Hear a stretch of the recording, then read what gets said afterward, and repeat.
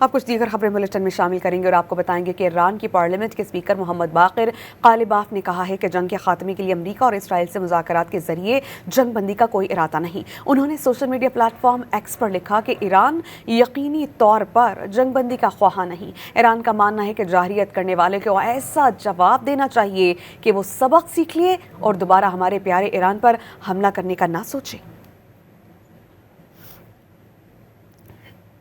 آپ کچھ دیگر خبریں بلٹن میں شامل کریں گے اور آپ کو بتائیں گے کہ ایران کی پارلیمنٹ کے اسپیکر محمد باقر قالباف نے کہا ہے کہ جنگ کے خاتمے کے لیے امریکہ اور اسرائیل سے مذاکرات کے ذریعے جنگ بندی کا کوئی ارادہ نہیں۔ انہوں نے social media platform X پر لکھا کہ ایران یقینی طور پر جنگ بندی کا خواہاں نہیں۔ ایران کا ماننا ہے کہ جارحیت کرنے والے کو ایسا جواب دینا چاہیے کہ وہ سبق سیکھ لیے اور دوبارہ ہمارے پیارے ایران پر حملہ کرنے کا نہ سوچے۔